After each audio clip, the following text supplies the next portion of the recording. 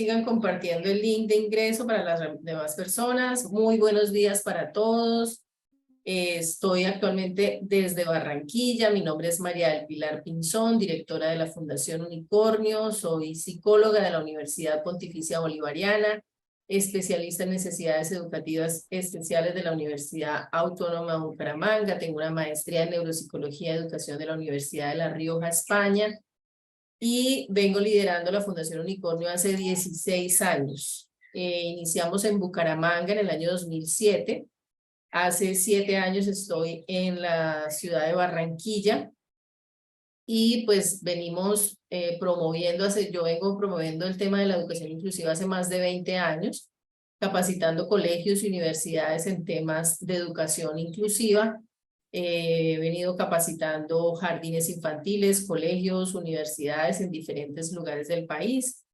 Les presento a Rocío Janet. Por favor, Rocío, cuéntanos y preséntanos desde dónde estás y cuéntanos un poquito sobre ti.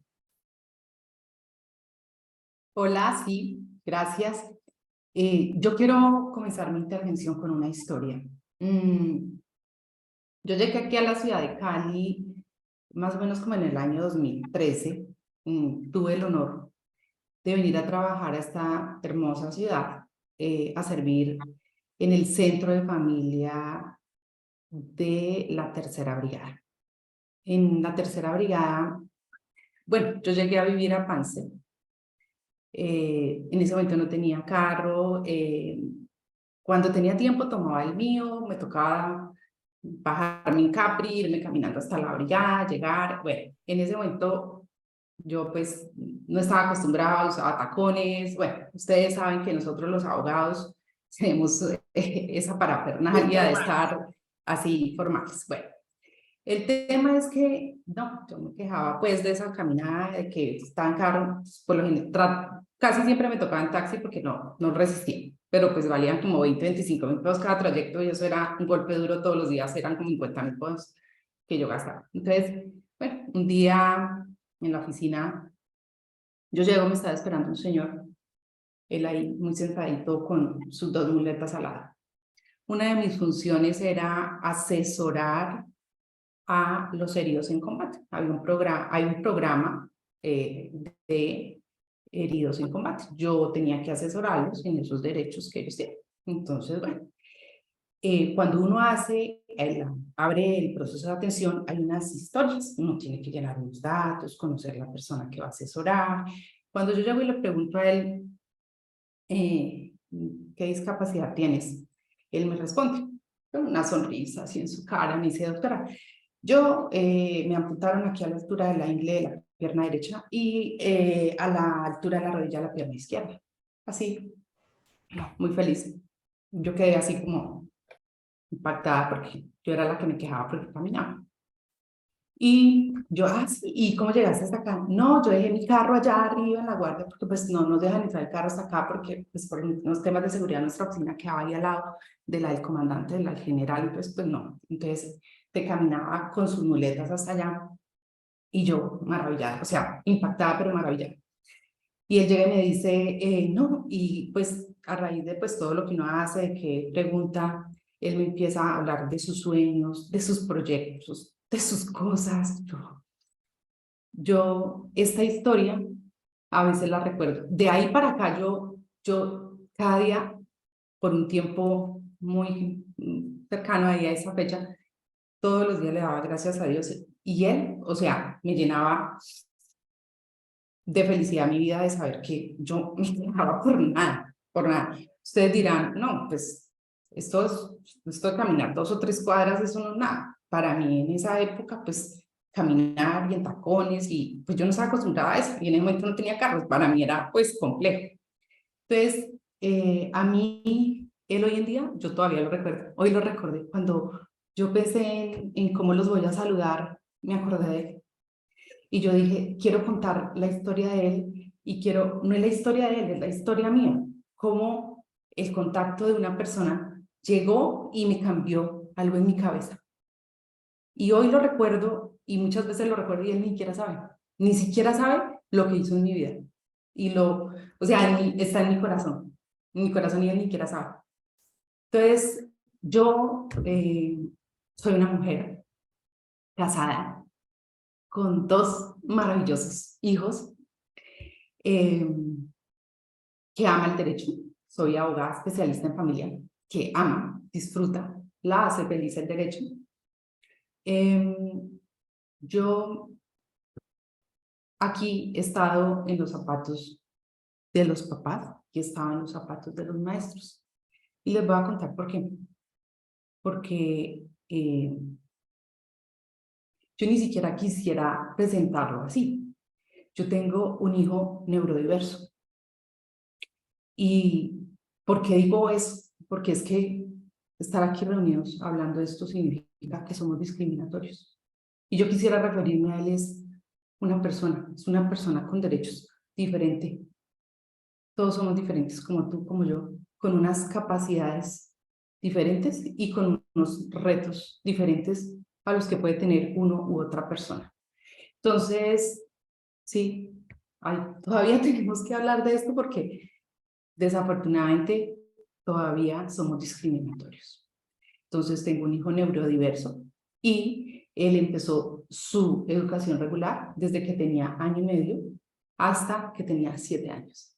Después de los 7 años, él estuvo y ha estado en educación en casa. Hoy tiene 13 años. Hemos probado, hemos descartado, hemos implementado, hemos llorado, nos hemos fracasado, hemos hecho de todo. Aquí vamos, aquí estamos. Y hoy estamos convencidos de que la educación inclusiva es un proceso que se debe acelerar y que la próxima vez, que muy pronto nos reunamos, no hablar de esto, porque significa que estamos todavía siendo discriminatorios, donde todos seamos personas diferentes, porque todos somos diferentes. Cuando nosotros nacemos, necesitamos el apoyo de un médico para que nos ayude a sacar del vientre de mamá. Necesitamos ese apoyo porque necesitamos dar nuestro primer aliento. Y así va a pasar toda nuestra vida, necesitamos apoyos de una cosa o de otra. Hasta que, si Dios permite, lleguemos a nuestros años dorados y también en esa época necesitamos apoyo. Yo necesito apoyo, uso gafas. Aquí, pues, como no se ve más bonito así sin gafas, entonces pues, yo me pongo las gafas a veces, entonces, bueno, pero todos necesitamos apoyos. Okay. Entonces, para mí es un honor que ustedes me escuchen. Yo les agradezco, lo valoro inmensamente. Yo vengo a aprender de ustedes. A mí me encanta compartir con las personas. Cada vez que yo me reúno con personas, aprendo. No se imaginan lo que aprendo. Yo aprendo de las historias. Cada vez que yo me reúno, escucho a un papá, a una mamá, a un maestro y aprendo. Por eso es que para mí, hoy le doy gracias a la doctora Pilar. Es muy grato poder que ustedes abran este espacio para escucharnos. Esto es maravilloso, es que ustedes saquen de su tiempo, que estén interesados. Yo los felicito, me llena de gran emoción mi corazón de que lo hagan. Los felicito. Muchas gracias, doctora. Y aquí estoy para servirles. Yo quiero que cuando esto termine, ustedes se vayan con algo en su corazón para toda la vida y que puedan lograr impactarlas y modificarlas para toda la vida. Así como ese soldado que ni siquiera sabe, me dejó algo en mi corazón para toda la vida y que hoy se lo estoy compartiendo a ustedes. Y por eso estoy aquí. Muchísimas gracias. Perfecto, Rocío. Bueno, fíjate que ahí hay algo muy interesante y es que yo en la experiencia que tengo más o menos de 20 años, más de 20 años formando jardines, colegios y universidades en temas de educación inclusiva, siempre digo que no hay otro camino para hacer inclusión desde mi perspectiva que desde el amor y desde el corazón de el que lo quiere hacer, ¿sí? Yo puedo poner leyes, poner multas, poner todo lo que se me ocurra, pero el sistema educativo, si en el sistema educativo no hay personas comprometidas con amor frente al tema de la inclusión, no vamos a poder abrir estos procesos y esto va a seguir siendo una falacia. Entonces, hoy, ¿cuál es la mirada del día de hoy? La mirada del día de hoy es precisamente respondernos esa pregunta que planteamos y es si realmente estamos haciendo educación inclusiva en colegios y universidades.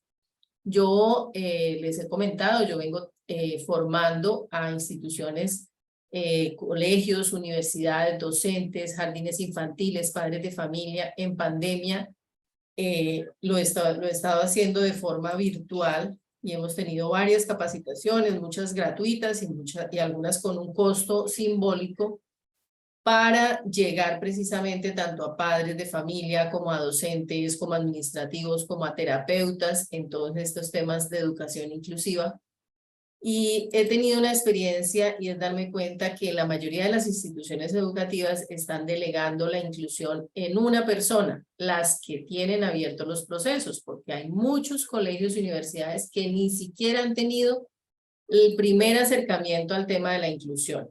Yo he llegado a colegios y universidades que me dicen decreto 1421, lineamientos de educación superior, no eso qué es, yo no tengo ni idea, no sé cómo se maneja, yo nunca he escuchado hablar de DUA, no he escuchado hablar de PIAT, y entonces me crea la confusión y digo, Dios mío, entonces estas personas, ¿dónde han estado los últimos 10 años donde hemos estado hablando y hablando y hablando de temas de educación inclusiva? Pero mi misión dentro de la fundación nunca ha sido la de juzgar, sino la de apoyar y la de acompañar a las instituciones en estos procesos. Si es la primera vez que están entrando en el tema, pues maravilloso que estén entrando. Si ya llevan un trasegar y han encontrado dificultades, pues genial, porque ahí tenemos muchas cosas que aportar. Entonces trato de no ser juez. Es muy importante que entiendan que este webinar no se trata de juzgar y decir, ah, es que la culpa es del profesor, es que la culpa es de la secretaría, es que la culpa es del ministro, es que la culpa no. Aquí no vamos a mirar culpables, sino vamos a mirar soluciones. Lo que queremos hacer siempre desde la fundación es plantear soluciones. ¿Cómo podemos hacer que esto sea una realidad? Porque la necesidad la tenemos montones, millones, cientos de miles de personas con discapacidad en el mundo y niños y estudiantes, porque no solamente es para niños, sino para estudiantes que tienen unas dificultades específicas de acceder a los procesos de aprendizaje. Entonces necesitamos colegios y universidades que sean incluyentes. Entonces, brevemente, Rocío, me gustaría que tú les comentaras cuáles son las leyes en este momento vigentes más fuertes que tenemos para soportar todo este tema y que los colegios y las universidades y las personas que nos están escuchando, padres de familia, sepan cuáles son esas leyes principales sobre las cuales yo puedo basar una acción legal, un derecho de petición frente a colegios y universidades. Bueno, la educación inclusiva viene en Colombia desde hace rato, ¿sí? Lo que pasa es que se ha transformado el tema de la educación, el tema de hablar de personas con discapacidad. Yo estoy aquí siendo discapacidad, a mí no me gusta hablar de discapacidad, a partir del momento no volveré a decir discapacidad, sino divercapacidad, porque todos tenemos diversas capacidades, para mí no hay gente incapaz, hay gente diversa. Entonces, a partir de la fecha me escucharán decir divercapacidad, a pesar de que soy abogada. Eso estará en proceso y muy pronto lo lograremos, de que en todas las leyes se han ido poco a poco, hay gente que ha trabajado en el tema y se han cambiado muchos términos en las leyes, pero en un futuro llegaremos a que no hablemos de discapacidad, sino divercapacidades. Todos tenemos capacidades diferentes. Entonces, este tema viene desde hace rato, pero debido a todas las necesidades, a los cambios que se han dado a nivel mundial y a la necesidad de que se reconozcan a las personas, que yo les decía, todos somos iguales, todos tenemos los mismos derechos. Entonces hubo la necesidad de empujar el tema de la educación inclusiva y se creó el decreto 1421 en el año 2017. ¿Sí? Y entonces dijeron, vamos aquí 5 años para implementarlos y les dieron como la fecha del 2022, fecha límite, para que estuviera implementada completamente la educación inclusiva. Pero como todos sabemos, somos buenos latinos, el último día del vencimiento de la norma es que como que nos asustamos, algunos hicieron muchas cosas. A veces pienso yo que cuando uno quiere hacer como mucho al tiempo, se abruma y no sabe por dónde empezar. Entonces viene este decreto 1421 que me encanta. Mire, yo les digo una cosa, si hablamos de normas, Colombia es uno de los países que es más garantista y que tiene las mejores leyes de Latinoamérica hablando de personas con diversas capacidades. Colombia es uno de ellos. Entonces acá el problema no es de leyes, lo que decía la doctora Pilar, no es de leyes. Entonces, esa norma nos dice a los maestros, nos dice a los padres, nos dice a la secretaría, al ministerio, a todos y a la sociedad qué debemos hacer, cómo lo debemos hacer. Y dentro del tema de la educación, también, aunque ese decreto viene solamente hasta la educación básica primaria, ¿sí? Hasta la bachillerato. Y luego ya se crean otras reglamentaciones, que es de las que hablaba la doctora, otros lineamientos para las universidades, porque es necesario, aunque como ellos son autónomos y tienen una serie de cosas, entonces les dieron algunas libertades, sin embargo, eso no quiere decir que puedan vulnerar derechos. Entonces, acuérdense que todo tiene que regirse por la Constitución. Y la Constitución tiene un bloque de constitucionalidad. ¿Qué quiere decir eso? Que hay normas internacionales que nosotros las trajimos y hacen parte de nuestras normas. No solamente nos regimos por una ley acá, si en el decreto 1421 se queda algo por fuera, no importa, porque ese bloque de constitucionalidad que se trabaja acá las cubre. Entonces, por ejemplo, cuando teníamos el decreto 1421, los trastornos del aprendizaje no se le daban atención porque pues eso no estaba en el 1421 y es que eso no es discapacidad, entonces eso no, y entonces le hacíamos el ladito. Ya pues debido a todo eso, desde el 2020 empezaron a tratar de meter un proyecto de ley en el Congreso, primero que para tratar la dislexia, que, o sea, lo metían de una forma, lo metían de otra. Finalmente, gracias a Dios, en el 2022, el 23 de junio del 2022, lograron firmar esa ley, la 2216, del 23 de junio del 2022, en la cual se incluyeron los trastornos de aprendizaje para niños, niñas, adolescentes, perdón, niños, niñas y jóvenes. Entonces, mire esta ley que se la mandó hasta los jóvenes. Esa es una de las novedades que hay ahí. ¿Qué quiere decir eso? Que los jóvenes entonces no están cubriendo los de las universidades, ¿sí? Entonces, es fantástica. O sea, nosotros de leyes, nuestras leyes son maravillosas. Bueno, yo no sé si es que como a mí me gusta el derecho, como a mí me gustan las normas, como a mí esto me apasiona, yo las veo bellas, bellas estas normas. Entonces, ¿qué es joven? De 14 a 28 años, ¿sí? Hay otra ley de por allá que dice que los jóvenes van de 14 a 28 años. Entonces, en estas normas viene qué se debe hacer, cómo se debe hacer, cómo se debe garantizar. Y el decreto 1075, eso es el 1075, donde está la compilación de todas las normas del sector educativo. Ahí en esas normas dice, ¿qué pasa si yo no cumplo? Y yo les quiero contar algo. Yo, para uno, como abogado, para no decir algo como que se va de lo que uno debe decir, como me gusta como ser muy precisa.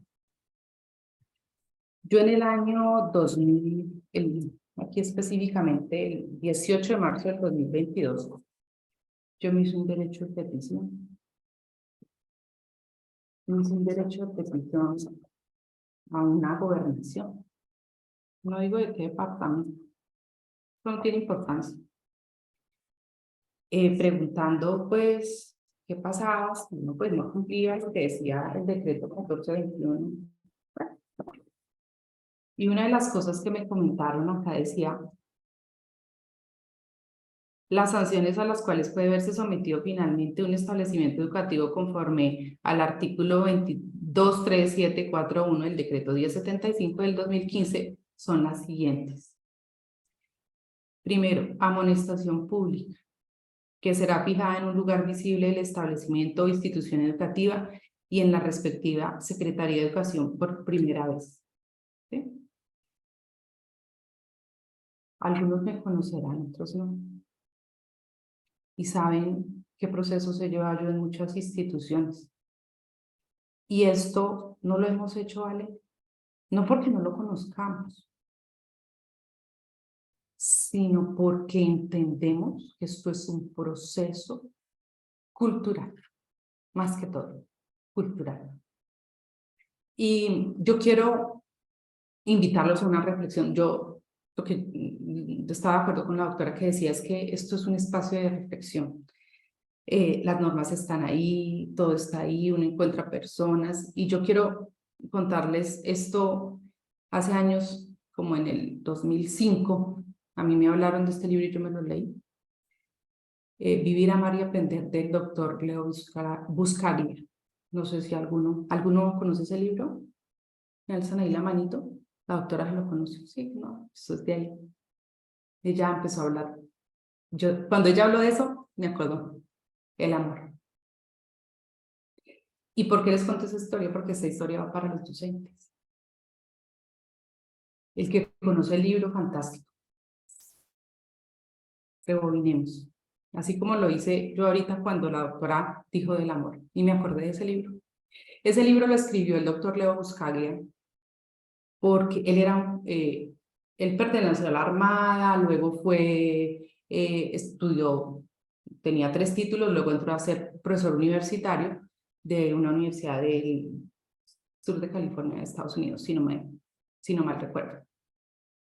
Y tenía una alumna muy brillante, una de las mejores alumnas, y le había escrito incluso una nota muy bonita que ella nunca la llegó a ver. Y esa jovencita a los 20 años se suicidó. Y era una de sus alumnas. O sea, no tenía nada para decir alguna pista de que ella se pudiera suicidar. Y esto que hizo en la vida de este docente, que es la invitación para todos los docentes, ahorita que la doctora me hizo caer en cuenta. Ese doctor dijo, se empezó a preguntar yo qué hubiese podido hacer para que eso no le hubiese pasado. De hecho, acá en el Valle pasó algo recientemente. No sé si ese caso tocaría a esa universidad, desconozco la verdad. Yo estaba más bien en el tema de los colegios y no de las universidades. Pero a esta persona dijo, ¿yo qué puedo hacer? Y dijo, yo voy a crear un espacio donde hablemos del amor. Pero él decía, yo no soy terapeuta, yo no quiero que eso se convierta como en una charla como de, sí, no quería que se tomara mal, o quería era abrir un espacio para hablar del amor y de conocer. Y finalmente se pudo abrir, pues la universidad le dijo, bueno, desde que no lo hagan sus horarios, desde que no le vamos a pagar, desde que no interfiera pues, con nada de las cosas de la universidad, hágalo. Efectivamente, pues, y los colegas pues eran como despreciativos con el tema. Sin embargo, el primer año les tocó poner un límite de ingreso a ese curso, porque les tocó limitar a 100 alumnos. Y esta vida de este hombre, de este profesor universitario también destacado, terminó convirtiéndose en un orador a nivel internacional. Este libro que yo les menciono es uno de los tantos libros que él escribió y que es uno de los que más tuvo alcance a nivel mundial. Y es maravilloso, todos los libros de él son maravillosos. Él nos enseña el amor y amar al otro. Entonces, mi invitación es, profesores, los invito que sean un Leo Buscaglia, que por ayudar a brillar a otros, brillen ustedes. Salgan y brillen ustedes, lo pueden hacer. Y hagan brillar a esos Einstein, a esos Tomás Alva Edison, a esos Shakira, a esos Elon que pueden haber por ahí, que no hablan, pero de pronto tienen acá muchísimo. Bueno, pero, o no, o acojan, apoyen, abren la puerta al niño que llega en una camacilla. De pronto él no viene a aprender, él viene a enseñarnos. De pronto, como me pasó a mí, de pronto viene a enseñarles a los chicos que están tan abstraídos en tantas cosas, vienen a enseñarles que son afortunados, que tienen muchas cosas que disfrutar, que son grandiosos, porque él, solo el hecho de llegar allá, después de todos los esfuerzos que hace su madre, que de pronto ni siquiera tiene para el transporte con la necesidad, lo lleva hasta allá, pero el solo hecho de ver que él sonríe cuando entra al colegio y ve a sus compañeros, se le llena el corazón. Se marca la Entonces, diferencia, ¿no? Se hace una diferencia ahí en ese estudiante. Rocío, quisiera interrumpirte un momentico porque quisiera que concretáramos algunas cosas para las personas que nos están acompañando. Entonces quiero que miremos un poco. Vamos a mirar a nivel legal, lo que tú decías. sí, Nosotros estamos hablando de inclusión en el país desde la Ley 361 del 97. Luego, Colombia se hace parte de la Convención de Derechos de las Personas con Discapacidad, que en términos generales, porque a mí los colegios y la universidad me los preguntan todo el tiempo, pero es que nosotros tenemos autonomía universitaria, o sea que nosotros podemos decidir quién entra y quién no entra. Eso es importante que los colegios y la universidad lo entiendan. En este momento, la Convención de Derechos de las Personas con Discapacidad hace que Colombia tenga unas obligaciones y unos compromisos, y uno de esos compromisos es crear educación inclusiva sin excepción. ¿Eso qué quiere decir? Que si usted tiene un estudiante con discapacidad cognitiva, visual, auditiva, que quiere entrar a su colegio o a su universidad, el derecho a la educación es inalienable. Quiere decir que cualquier estudiante con cualquier condición que quiera entrar a la universidad tiene el derecho a entrar y tiene todas las acciones legales a su favor para poder hacer esa vinculación. Entonces, importantísimo tener en cuenta eso. Primero, estamos adscritos a la Convención de Derechos de las Personas con Discapacidad. Entonces, si un papá, si una familia hace una acción legal, tiene todas las de ganar frente a eso, porque a mí hay colegios y universidades que me dicen, ay doctora, pero es que nosotros solo queremos recibir niños con autismo, nosotros solo queremos recibir niños con discapacidad visual. Nosotros debemos tener autonomía de eso, porque yo no puedo tenerlos a todos ahí en un aula, eso es imposible. Entonces yo le digo a los colegios y a las universidades que yo he ido asesorando, yo les digo, bueno, efectivamente, pues usted es el dueño del letrero, como dicen ahí, pero yo le estoy diciendo legalmente qué es lo que significa, ¿sí? Y le estoy diciendo que legalmente usted no tiene un soporte para decir a estos sí lo incluyo y a estos otros no. O sea, no hay un soporte legal para eso. Lo que nos habla la ley es que la educación es un derecho inalienable. En algunas ocasiones he escuchado decir a instituciones educativas privadas que nos dicen, ah, pero es que nosotros somos privados, eso es para los públicos, porque la educación es un derecho para los públicos.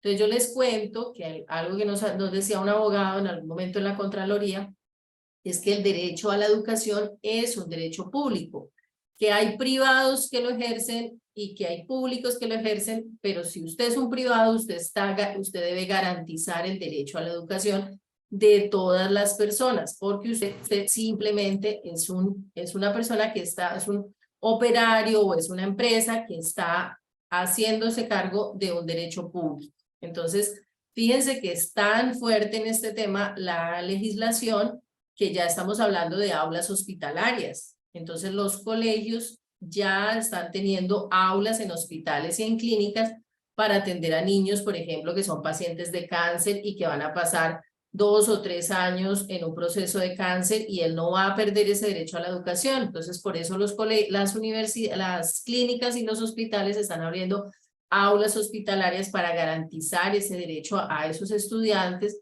Por ejemplo, un estudiante que tiene cáncer, que tiene una quemadura severa, alguna enfermedad crónica, ahí también estamos hablando de derecho a la educación. Por otra parte, lo que nos venía contando la doctora Rocío también es que está el decreto 1421 para colegios y los lineamientos de políticas de educación superior para las universidades. Entonces, a mí hay universidades que me dicen, ah, o sea que lo del DUA y lo del PIAR no es para nosotros. Y yo les digo, no señores, porque es que no tiene sentido que si un colegio ya determinó para hacer un diseño universal para el aprendizaje y usa un plan individualizado de ajustes razonables para sus estudiantes, este estudiante llegue con su plan individualizado de ajustes razonables de su colegio y en la universidad diga, ¿PIAR? ¿y eso qué es? Y no, yo no entiendo de eso. Pues porque simplemente, primero, les tocaría partir de cero educando a un estudiante sin saber qué ajustes razonables recibió en el colegio. Segundo, se pierde todo un proceso de inclusión que ya se hizo en la educación media y en la educación básica, y realmente la universidad estaría desactualizada de lo que debe y lo que debe generar un proceso de inclusión institucional.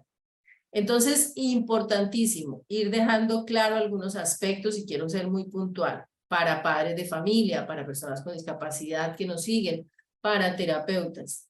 La educación es un derecho en primaria, bachillerato, universidad, en una escuela técnica, es un derecho. O sea que se deben dar las garantías y se deben realizar los ajustes razonables en cualquiera de esos procesos educativos, inclusive en el posgrado. ¿Listo? Voy a detenerme un momentico a mirar preguntas para que podamos ir dirigiendo. Vamos a revisar las preguntas y vamos a ir respondiendo en orden. Por aquí me hicieron una pregunta sobre el PIAR. Por acá, ahorita la respondemos, el tema del PIAR. Dice, ¿cuál es el decreto para trastorno? Bueno, Rocío. bueno, Espérame, aquí vamos a ir sí. anotando, ponemos las preguntas y ahorita hacemos como un resumen de las. Sí, Acá aquí estamos quienes decía. tratamos de enseñar a educar desde el amor como primer idioma. Buenos y bendecidos días. Dime si consideras que un PIAR solo se debe hacer a personas con capacidades diferentes o a todos los estudiantes. Gracias. Si quieres, pon un título para quienes como yo ingresen después. Escribe, por favor, el nombre del libro. ¿Podrías, por favor, repetir el nombre del libro? Te voy dando las preguntas y ahorita las respondemos. El PIAR solo se hace Sí, si hay un diagnóstico ya definido para un estudiante con capacidades diferentes, o sin tener un diagnóstico se puede hacer. Bien hablar de derechos, debemos hablar de nuestros deberes. Muy buenos días, a mí no me dan PIAR nunca, siempre me salen con excusas. Ahora me dicen que debo llevarla para un centro crecer porque en el colegio ya no ven que pueden enseñarle. Ya más, ella tiene 15 años y tiene discapacidad cognitiva. Ahorita te contestamos a ti. El formato PIAR establecido por el MEN solo es para estudiantes con discapacidad. Y la autonomía, ¿dónde queda? Hay estudiantes que no tienen discapacidad aparente ni diagnóstico, pero no avanzan. El maestro no puede hacerle un PIAR. Yo hago referencia puntualmente en emplear el formato que establece el Ministerio de Educación. María del Socorro, pero es fundamental implementar DUA y ajustes razonables. A veces pasamos a un extremo, familias ocultan la información, personas sin orientación vocacional en educación superior porque papás necesitan el subsidio y los ponen a estudiar cualquier cosa, eso es un atropello. Hablan de la ley 2216 del 2022. Una de las grandes dificultades que tenemos para los estudiantes que salen de nuestro colegio es que aquí en Cúcuta ni el SENA los recibe, aducen que no están preparados para atenderlos. El mayor reto de la inclusión es que los docentes no tengan una información para atender. Bueno, entonces vamos a iniciar. Primero, para tener claridad, y te doy espacio a ti. Decreto 1421 nos habla de diseño universal para el aprendizaje y de planes individualizados de ajustes razonables. Entonces, es muy importante entender que el diseño universal para el aprendizaje lo que hace es abrir las posibilidades para que el docente tenga estrategias para enseñar a estudiantes con diversidad en el aula, no solamente con discapacidad. Planes individualizados de ajustes razonables están, entre comillas, enfocados con los directrices que plantea el ministerio en estudiantes con discapacidad, pero realmente si yo tengo un estudiante al que tengo que hacerle algunos ajustes razonables, aunque no tenga discapacidad, debo hacer esos ajustes razonables. Me explico. Por ejemplo, yo tengo un estudiante que está pasando una depresión porque se acaba de morir su mamá y estamos entrando en semana de parciales. Yo no necesito hacer un plan individualizado de ajustes razonables para moverle los parciales por un tema humanitario, por una persona que está viviendo una situación temporal. Entonces yo simplemente hago unos ajustes razonables de acuerdo a la inclusión y digo, mira, te voy a permitir que hagas los exámenes en otro momento, o voy a hacer una compilación de tus notas y te voy a dar estas chances, o te voy a generar estos espacios, o qué puedo hacer, o miramos como institución qué podemos movilizar para realizar un ajuste razonable para esta condición. ¿Estamos de acuerdo hasta ahí? Entonces, Rocío, a mí me gustaría que nos comentaras y que le comentaras a los papás, ¿qué acciones, qué debo hacer yo, por ejemplo, como nos dice esta mamá? Yo llego a un colegio y entran, me dejan ingresar a mi hija o matriculé a mi hija. ¿Qué debo hacer si el colegio no me cumple con el plan individualizado, si yo no veo que hay adecuaciones relacionadas con el DUA, si a mi hija todo el tiempo le están negando el plan individualizado? ¿Qué acciones legales yo puedo tomar frente a esa situación? Bueno, lo primero que tiene que tener en cuenta cada padre cuando llega a una institución educativa es que desde la misma matrícula tiene derecho a un proceso de acogida. ¿Y qué significa un proceso de acogida? Quiere decir que el colegio tiene que prepararse para esa divercapacidad que presenta su hijo, ¿sí? O la universidad. Tiene que prepararse para acomodar todo para hacerlo. Se supone que ya a este punto eso pasó, ¿sí? Ya estamos avanzados y ya hemos aprendido, pero vemos que algunos colegios todavía tienen, yo les digo, dejen el miedo, acepten, hagan, aprendan, porque si no empiezan, no van a aprender nunca. Den el primer paso. ¿Y cuál es el primer paso, papá? ¿Cuál es el primer paso en institución educativa? Conozcan al niño. Hay un documento del Ministerio de Educación que es sobre herramientas para hacer esa caracterización. Los que quieran me escriben a mi correo. Yo lo creé en un formato Google, pero también lo convertí en un PDF. Esas herramientas están ahí en ese documento que salió desde el año 2018. Cuando usted lee esas preguntas, cuando usted las diligencia, usted conoce a ese niño. Entonces, papá, cuando usted llega al colegio, lo primero que tiene que hacer es exigirle al colegio que le haga esa caracterización. Porque si ese docente no conoce a su hijo, ni la conoce a usted, ni conoce su entorno, ni conoce cuánto gana, ni conoce que usted trabaja de 8 a 8 y que no tiene quien le cuide a su hijo porque son los dos solitos, entonces el colegio tiene que entender que tiene que financiarle, gestionar con la Secretaría de Educación, subsidio de transporte, que tiene que financiarle, cómo le hace, que no le puede dejar tarea para que usted le ayude en casa porque usted no está en casa de 8 a 8. Todas esas cosas se logran con esa caracterización. Primero eso. Entonces, ¿qué sucede? Eso no pasa. Entonces, ¿cuál es lo que hay que hacer primero? Como no lo hacen, haga un derecho de petición. Eso, hacer un derecho de petición es decirle al colegio, señores, necesito el PIA. Aquí está mi nombre, los nombres de mi... O sea, usted no se frene porque usted no sabe cómo hacer un derecho de petición. Un derecho de petición es que usted manifieste algo ante una autoridad, lo escriba ahí, escriba a dónde le tienen que informar y firme y ya. Eso es, usted no tiene que ponerse a decir normas, usted no tiene que ponerse a explicar por qué lo necesita, hay que entender que todas las personas que tienen una divercapacidad tienen derecho a educación inclusiva. ¿Y educación inclusiva es qué? Un PIAR si el DUA no alcanzó, ¿no, doctor? Entonces, aquí empezamos al revés. En Colombia empezamos al revés. Empezamos a hacer PIAR sin hacer DUA. Por eso es que los profesores están reventados. Por eso es que no dan pie con bola, perdónenme la expresión.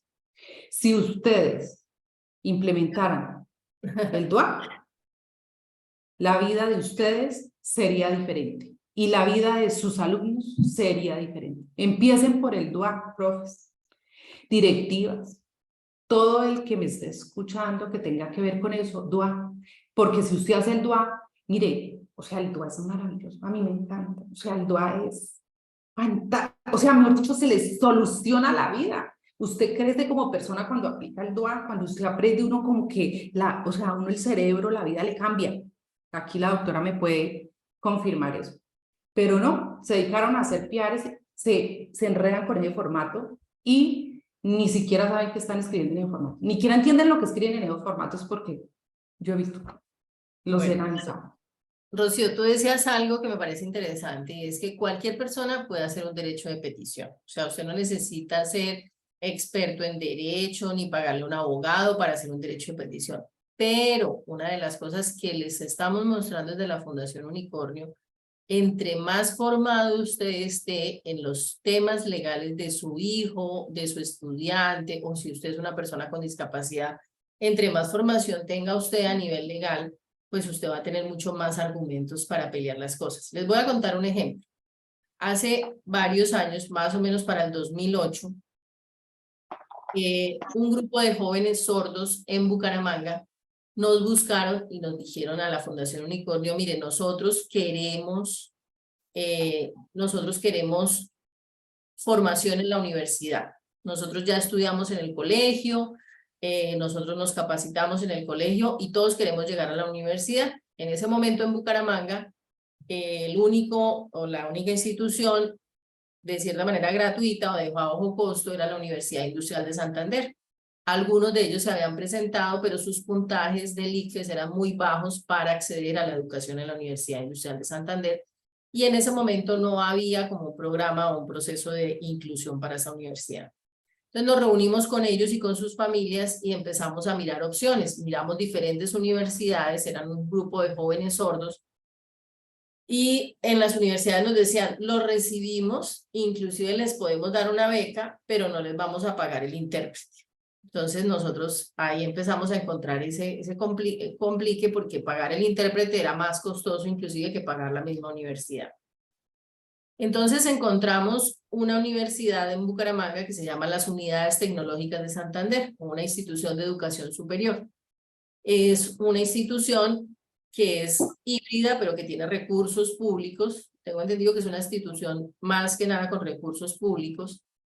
Y resulta que les dijimos a los estudiantes, bueno, primero ellos les dimos la opción del SENA, por ahí nos estaban hablando del SENA. Entonces les dijimos, vamos, vayan y se matriculan al SENA normal, como si nada, o sea, como quien dice, y los que trabajamos en discapacidad sabemos, pasen de agache. O sea, vayan a la universidad, al SENA, y matricúlense en los cursos que quieran a ver qué pasa. Claro, se matriculan, pero no habían intérpretes, o sea, ellos llegan allá y les dicen, no, nosotros no tenemos nada para discapacidad auditiva, nosotros aquí nos manejamos ese tema. Ya llamo yo al SENA y me comunico con la niña de admisiones y le digo, bueno, mira, lo que pasa es que tenemos un grupo de 20 estudiantes que quieren hacer el ciclo complementario del SENA, ellos ya son bachilleres, pero quieren estudiar las carreras y los procesos que tienen en el SENA. Y ella me dice lo mismo que le dijeron a los chicos, nosotros no tenemos nada para discapacidad auditiva, lo siento. Una persona que no esté informada cuelga y se va llorando para su casa o dice, bueno, ahí no, el SENA no se puede. Entonces, pero yo le digo a la señora, mira, lo que pasa es que según la ley 361 del 97, el SENA tiene la obligación de recoger los recursos humanos, técnicos, personales y profesionales que se requieran para brindar una educación incluyente. Y eso está en la ley 361 específico. SENA y instituciones educativas deben hacer lo que sea para brindar una educación incluyente. La secretaria quedó ahí, espérame un momento, yo te paso con la secretaria del gerente, 5 días después yo tenía una cita con el gerente, yo no me alcancé a sentar. Cuando yo le nombro a él la ley 361 y le nombro que él está obligado por ley a hacer inclusión a estos estudiantes, inmediatamente él solicita un intérprete y se abre la opción de educación para ellos. Lo mismo nos pasó en las unidades tecnológicas. Ellos se matricularon 8 personas sordas a las unidades tecnológicas de Santander. Les dijeron, cuando empezó el proceso, les dijeron lo mismo, no, aquí no tenemos intérprete, nosotros no. Se generó un derecho de petición y a los 15 días ellos tenían una intérprete. Y las unidades tecnológicas de Santander en este momento tienen el programa abierto más importante de Bucaramanga para atención de personas sordas en una universidad o en un proceso tecnológico. Entonces, fíjense que si yo estoy informada como papá o como mamá o como persona con discapacidad, pues a mí no me van a devolver para la casa llorando, sino que yo voy a tener argumentos legales para sostener y para abrir esos procesos de inclusión.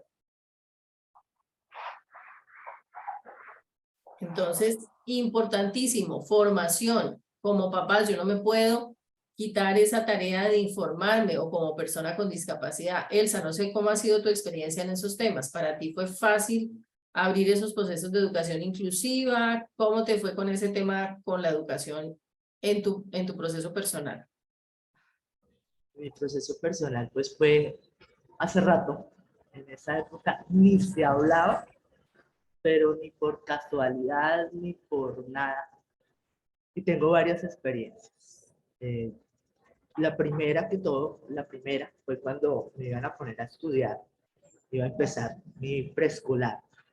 Y mi mamá empezó a buscar colegio y ella pues me llevaba de la mano para que se diera cuenta cómo era la niña, ¿sí? Enseguida, curiosamente, no hay cupo. Se acabaron los cupos. Mágicamente, ¿no? Mágicamente. Y ahí decía matrículas abiertas. Entonces, donde veía matrículas abiertas, allá ingresaba mi mamá.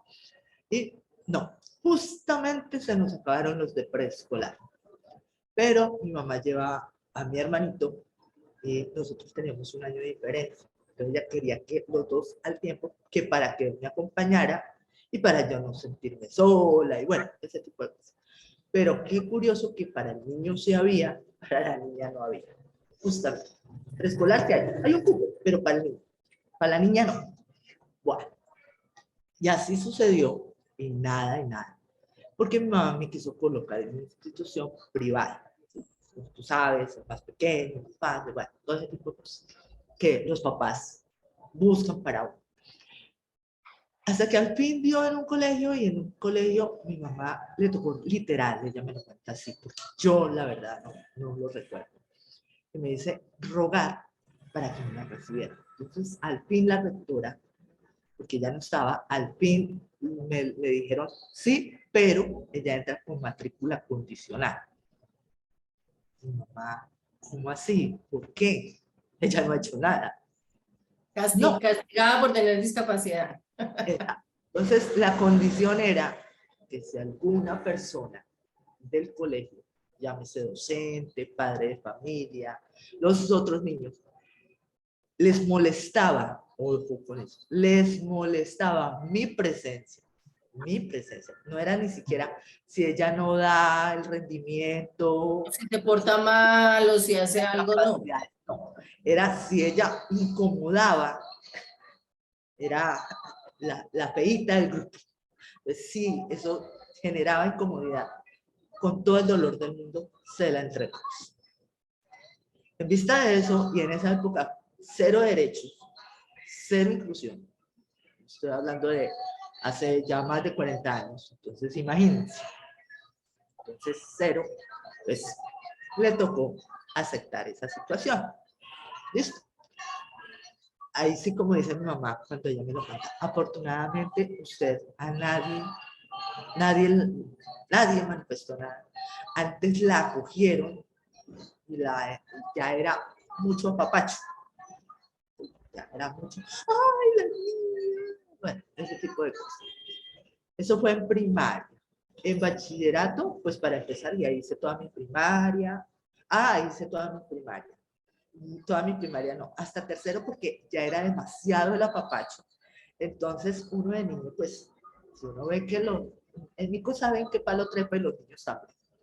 Y cuando yo veía que me apapachaban mucho, por ejemplo, a veces nos dictaban y yo me cansaba. Entonces, cuando yo me cansaba, yo hacía el gesto de que estaba cansada. Entonces, la profesora, venga, le copio. Ay, perdón, están pasando los aguacates. Entonces, venga, le copio. Entonces, cuando mi mamá se dio cuenta, ella me miraba todos los días los cuadernos y revisaba.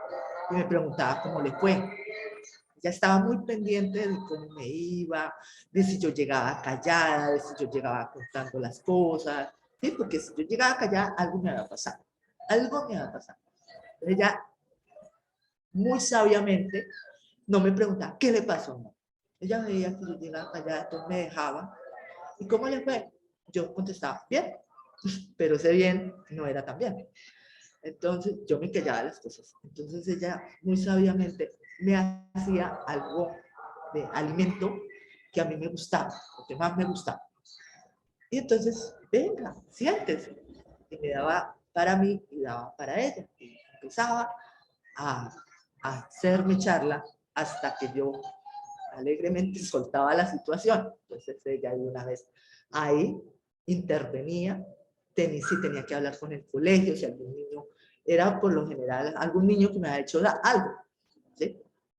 Entonces, alguna cosa, entonces ella de una vez. Bueno, así pasó hasta tercero de primaria, donde se dio cuenta que mi profesora, muy querida ella, para mí divina, pero para mi mamá no, empezó a escribirme en mi cuaderno.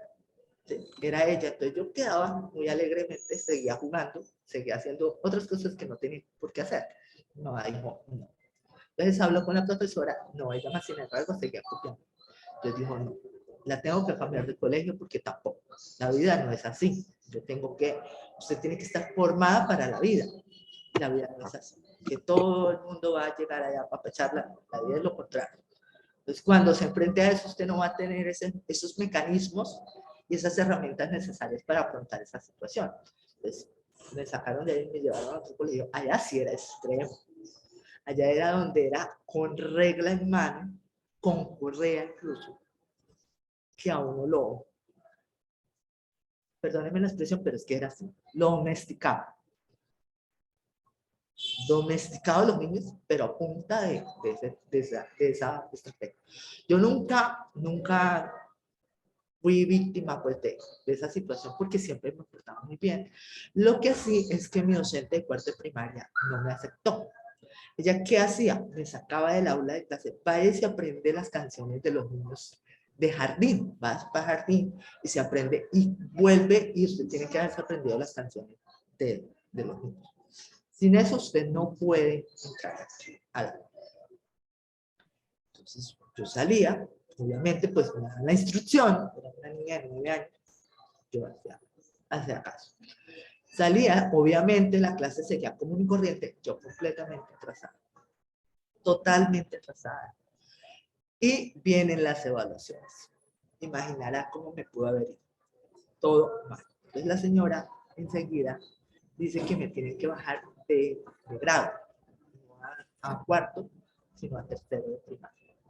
La rectora se le hizo muy extraño y dijo, no, démosle una oportunidad, porque debe ser que la niña, ahí la rectora en ese caso sí me dio todo su apoyo, y me dijo, debe ser que ella, pues por la situación de cambio del colegio le está dando muy duro, por la situación de que no tiene sus amigos, sus compañeros, todo este tipo de cosas.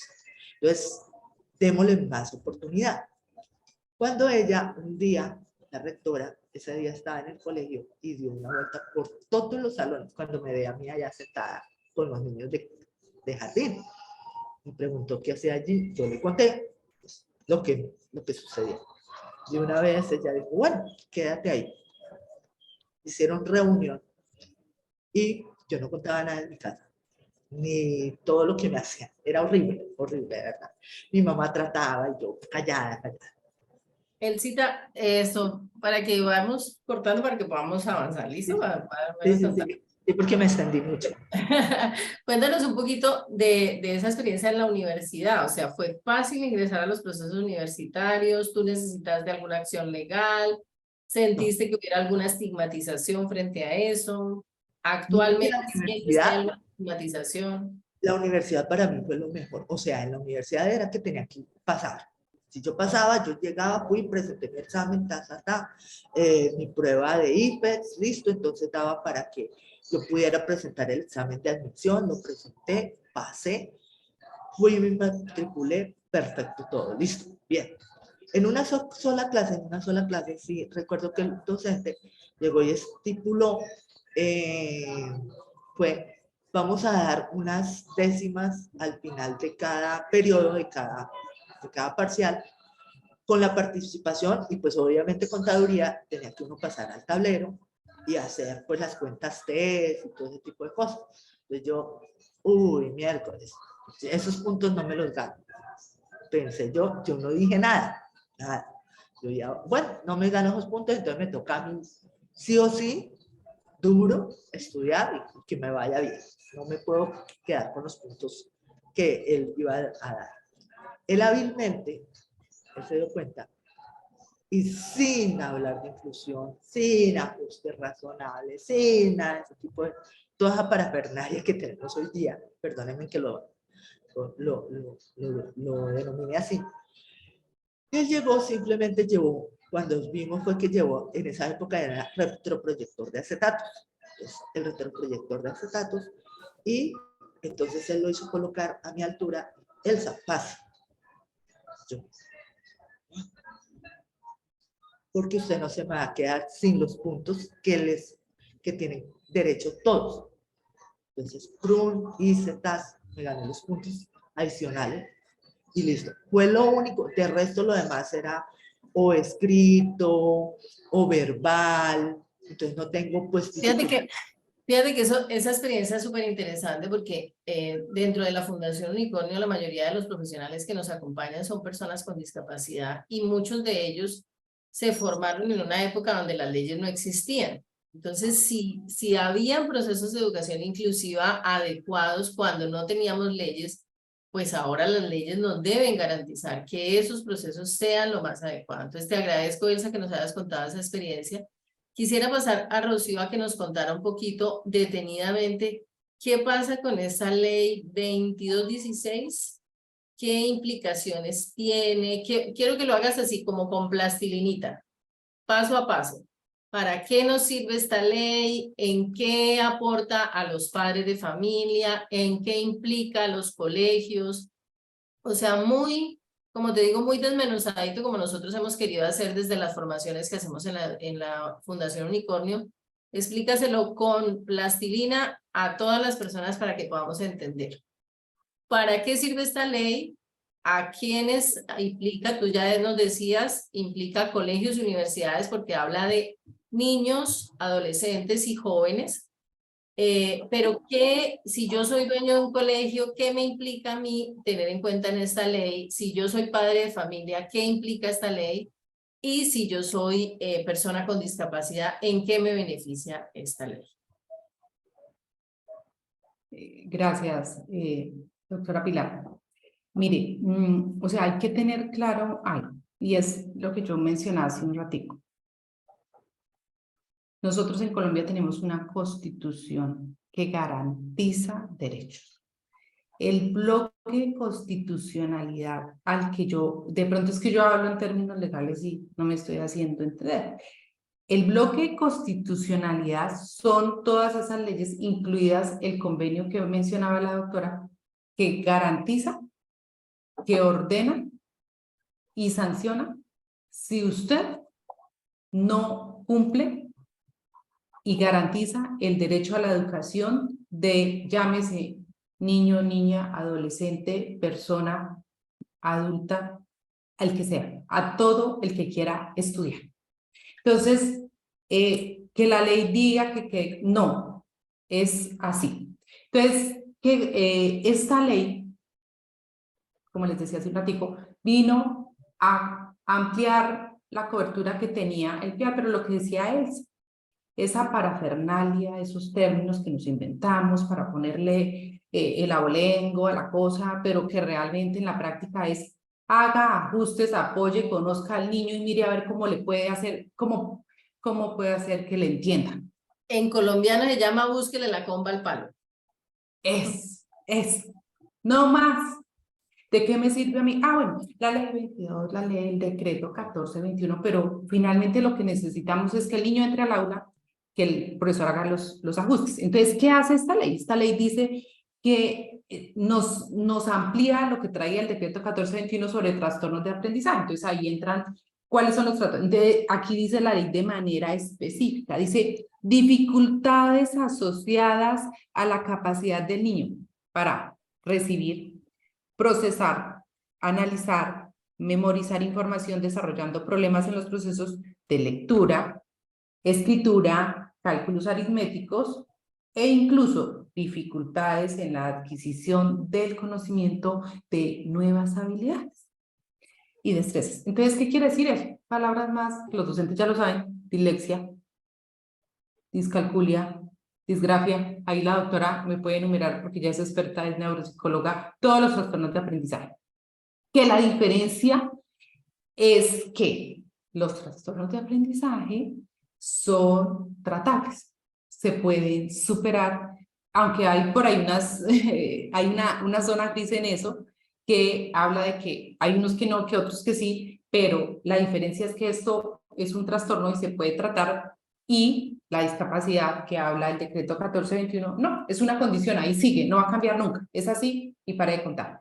Pero esta ley nos habla, esa es como la diferencia, ¿sí? Estos son trastornos de aprendizaje. Entonces, esta ley trae algo que me parece excelente. Bueno, antes de eso les quiero contar que el 22 de junio de este año, es decir, dentro de poco, el Ministerio de Educación Nacional tiene que entregar la reglamentación. Ese es el plazo máximo para entregar la reglamentación. Yo les hice un derecho de petición solicitando que me dieran copia de la reglamentación. Hasta la fecha no me han podido contestar. Es decir, que saldrá el 22 de junio de este año la reglamentación, entonces luego me lo enviaron. No ha llegado. A la reglamentación de esa ley. De esta ley, sí, porque todo, así como salió el decreto 1421 y se reglamentó y se han hecho cantidad de cosas, esta ley también pasa lo mismo. Pero es que esta ley, como trae ese componente de que es una situación de salud que debe tratarse, ¿qué dice esta ley? Dice que el Ministerio de Educación tiene que ponerse de acuerdo con el Ministerio de Salud y les da unas obligaciones. Eso es otra característica importantísima de esta ley. En el decreto 1421 también decía lo mismo, que no, nos hemos hecho como los sordos. No, señora, mamá, vaya y allá en la Secretaría de Educación, en la EPS, mire a ver cómo se soluciona, cómo le dan. ¿Aló? ¿Me escuchan? Sí. Bueno, entonces, así no es. Entonces, ahora en el decreto 1421 le dicen al colegio, si usted le llega a un niño donde no tiene claro el concepto, infórmele a la Secretaría de Educación para que la Secretaría de Educación le informe a la Secretaría de Educación y en un plazo, a la Secretaría de Salud y en un plazo máximo de 3 meses esté el diagnóstico y usted haya implementado los ajustes que sean necesarios para que el niño formalice su proceso educativo. ¿Sí se dan cuenta? Y no estamos haciendo eso. Nada de eso. Y fíjate Y que en siguen la mayoría de los niños completamente estoy escuchando, desatendidos. es que hice algo acá con el audífono y me lo silencié. Siguen los No te niños estoy ahí. escuchando. Si quieres, quítale el Bluetooth para que puedas escuchar. No sé qué hice. Silenciar. Daniel audio tocándome acá. Si le quitas el Bluetooth. Lo desactivé. Deme un segundo, por favor. Bueno. Entonces, fíjense que esto que nos está contando la doctora Rocío, pues todavía ni siquiera, o sea, si hay colegios que no tienen ni idea del decreto 1421, pues esta de 2216, mucho más desconocido. Ya nos están escuchando. ¿Ya me escuchas? Sí, que les decía a las personas que nos escuchan que si el decreto 1421 para algunas instituciones educativas todavía es una sorpresa, o sea, apenas están desayunando que esto existe, imagínate la 2216 que es mucho más nueva. Entonces todavía hay mucho desconocimiento de este tipo de leyes y realmente yo pienso que tendríamos que llegar a que en lugar de que haya una para discapacidad, una para trastornos del aprendizaje, una para LGBT, una para, pues realmente tuviéramos fortalecidas unas leyes de educación inclusiva, como hay unos lineamientos que yo estuve mirando, que salieron el año pasado con la Saldarriaga Concha, que decían lineamientos de educación sin excepción. O sea, esto es realmente lo que necesitamos. Excelente. O sea, todas las personas tienen derecho a la educación. ¿Qué se debe cumplir? Que a veces a mí los colegios me generan y me dicen, me hacen preguntas todo el tiempo y me dicen, doctora, pero es que tenemos, por ejemplo, aquí nos está diciendo, estudiantes que no tienen buena actitud para estudiar, estudiantes que son agresivos, estudiantes que son violentos, porque nosotros no podemos desconocer que hay un montón de situaciones complejas en el aula que el docente pues muchas veces se ve inmerso en esto y se siente víctima de estas situaciones. Yo he estado capacitando colegios en Arauca, en situaciones de vulnerabilidad en diferentes ciudades, en Bucaramanga, en Barranquilla, en colegios donde no es solamente que el estudiante le haga una amenaza, sino que lo amenaza con cuchillo, que hay amenazas a su casa, que hay situaciones. Entonces yo siempre digo que la inclusión no es un todo por el todo, o sea, obviamente hay unas limitaciones y unas restricciones de la inclusión, pero es muy importante que yo como colegio tenga los procesos bien realizados. Entonces yo les digo a las instituciones educativas, ustedes primero tienen que tener un comité de educación inclusiva, porque hay decisiones, a mí me llaman y me dicen, doctora, ¿y promuevo a este estudiante o no? No sé, porque es que usted es la que sabe, ustedes son la institución educativa. O sea, ustedes se tienen que sentar, tienen que generar un comité de inclusión que tome decisiones administrativas para poder decidir en conjunto si este estudiante, de acuerdo a la ley, debe ser promovido o no debe ser promovido. Si ese estudiante, de acuerdo a la ley, se debe hacer un proceso disciplinario. ¿Cuáles son las situaciones tipo 1, tipo 2 y tipo 3 del manual? O sea, ¿cómo las debo atender? Todas ese tipo de cosas hay que generarlas a través de un comité de inclusión. Eso no es que la profesora dice, ay, me cayó bien, lo promuevo, y me cayó mal, no lo promuevo, y este niño me gusta. Fíjate, por ejemplo, las cosas que decía Elsa, hay docentes que tienen muy buenas intenciones, pero que no están haciendo procesos de inclusión. Entonces, la profesora tiene muy buenas intenciones y entonces le pone al niño con autismo un montón de plastilina y usted haga ahí porque yo no tengo ni idea qué hacer con usted, sino que deben hacerse procesos serios en temas de educación inclusiva. Eso es lo que nosotros venimos formando desde la Fundación Unicornio. ¿Qué es lo que nosotros pretendemos? ¿Por qué hacemos estos webinares? ¿Por qué hago estos microcursos? A mí hay gente que ya me dice, mire, usted ya me tiene hasta aquí de vender sus microcursos. Me tiene aburrida, usted sale por todos lados, me la encuentro en el Instagram, me lo encuentro en Facebook. ¿Por qué? Porque yo necesito, desde lo que hacemos nosotros en la fundación, yo quiero que esto realmente llegue a los colegios y a las universidades. Y perdónenme las personas a las que les molesta, pero lo voy a seguir haciendo hasta el último día de mi vida, hacer que estas formaciones lleguen a los colegios y a las universidades de la manera adecuada, porque es que es muy triste llegar a instituciones donde creen que hacer inclusión es que vamos a recibir a los niños y a tenerlos en un aula especial. Es que vamos a recibir a los niños y cada profesora mire a ver cómo se las arregla. Para tener una educación inclusiva, lo he dicho siempre en los microcursos, para tener una educación inclusiva tenemos que hacer un proyecto de educación inclusiva institucional. Tenemos que generar un comité de inclusión, tenemos que hacer una caracterización, tenemos que hacer unas políticas de inclusión. ¿Por qué? Porque ese es nuestro respaldo legal de lo que estamos haciendo. Si yo tengo un estudiante con autismo o sin autismo, o con discapacidad o sin discapacidad, pero que este estudiante llega y le pega a otro, agrede a otro, tiene un abuso sexual, pues yo también tengo unas herramientas legales para poder decir qué es lo que pasa, cuál es mi manual de convivencia, cuáles son las acciones a las que yo puedo responder de forma legal y cómo puedo de cierta manera blindarme como instituciones a la hora de tener una demanda o una querella legal frente a estas situaciones. Dime, Rocío. Sí, sobre eso hay unas sentencias excelentes que ha sacado ya la Corte. Hay unas desventajas en el tema legal. ¿Cuáles son?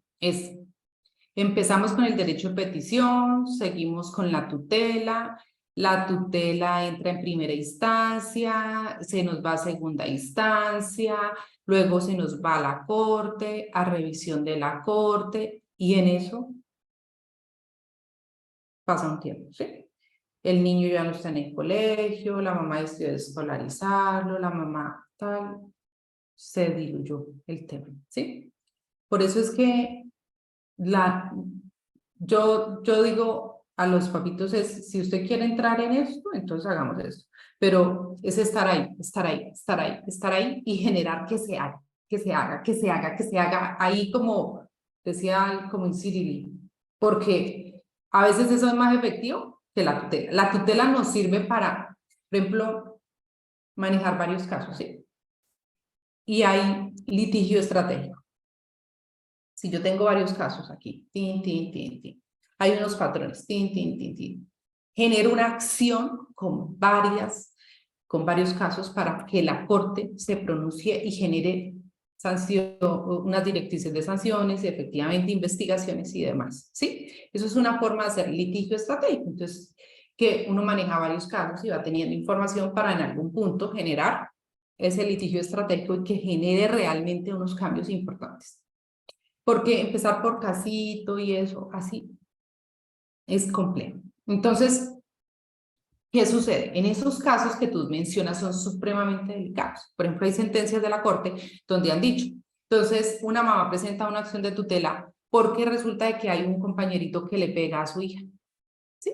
Ese niño tiene TDAH, que no sé qué, que es el niño agresivo, no sabemos qué hacer con este niño. La Secretaría de Educación dijo que le recomendaban que lo cambiara de institución y que lo llevara para allá donde así allá sí lo atiende. Entonces la mamita, a pesar de no estar de acuerdo, además de que era un colegio privado, ¿no? Le tocó sacarlo, se lo llevó. Mientras tanto la tutela iba.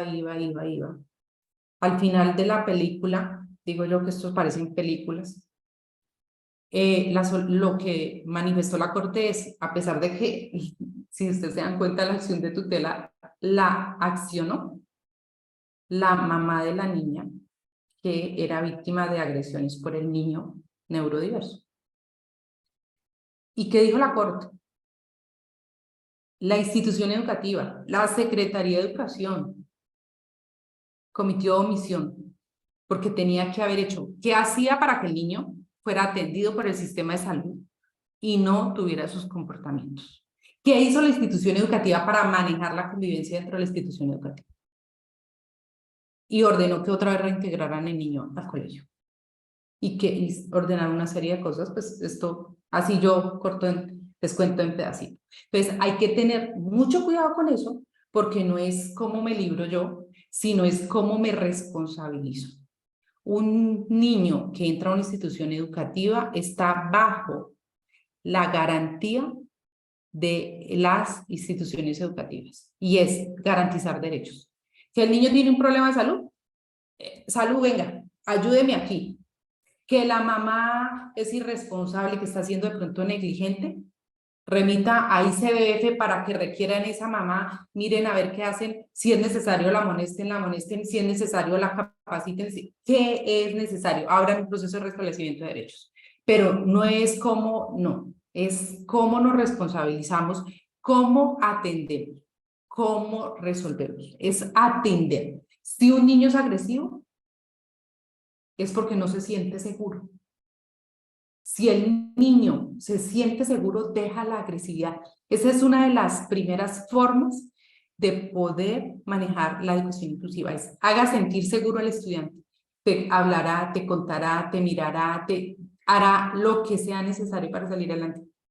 Pero si él no se siente seguro, no lo va a hacer. Entonces, ojo con esto. Yo invito a los establecimientos educativos, a los papitos, no es tengan miedo, asústense porque su hijo es que su hijo le hizo allá y le enterró el lápiz al otro niño. No, si su hijo le está enterrando el lápiz al otro niño es porque varias razones, a veces ni siquiera son trastornos del aprendizaje, a veces ni siquiera son discapacidades, a veces son problemas de otro tipo, familiares, económicos, divorcios. ¿Por qué, profesores, usted tiene que conocer al niño, tiene que conocer a la mamá, al papá, al contexto social, al vecino, lo están abusando, usted no sabe que lo están abusando y él de alguna manera hace y se hace sentir, pero nadie sabe que es que lo están abusando? Porque yo también cuando fui funcionaria creé un comité de abuso sexual y yo les digo todo lo que yo pude encontrar. Los docentes eran maravillosos, pero los que me ayudaron a poder judicializar muchísimos abusadores que uno ni se imagina que pueden existir. Entonces yo les digo una cosa, la caracterización, insisto, la caracterización es importante en colegios, en universidades, en preescolar, caracterización. Ahí ya les escribí mi correo para enviar, el que me escriba el correo yo le mando el formatico de caracterización. Yo sé que es un trabajo largo. Papá, ayude a llenar lo que pueda. Profe, dedíquele tiempo a eso. Eso le va a ahorrar muchísimo trabajo. Usted hace eso, implementa el diseño universal de aprendizaje y empieza a tener herramientas, se le diluye el tema de los pies y se acaba con el problema de los pies. Pero si usted sigue aprendiendo cómo hacer pie, pero no aprende a hacer diseño universal de aprendizaje, Estamos en... Fíjate, Rocío, muchísimas gracias. Precisamente eso es lo que nosotros hemos buscado desde la Fundación. Como les decíamos cuando iniciamos este webinar, ya vamos a ir cerrando. Cuando iniciamos este webinar les dijimos algo que para mí es fundamental. Ustedes a mí no me van a escuchar en redes sociales quejándome, ni echándole la culpa al ministerio, ni a la secretaría, ni a los colegios. La labor que yo tengo desde la Fundación Unicornio es dar soluciones, es generar alternativas, porque si seguimos esperando a que venga el ministerio y nos haga, a que vengan los organismos internacionales, a que todos los colegios tengan plata para hacer inclusión, se van a envejecer estos jóvenes y estos niños que tenemos con discapacidad y esto no va a suceder. Entonces, ¿qué es lo que hemos venido formando desde la Fundación? ¿Qué es importante? Algo que decía Rocío.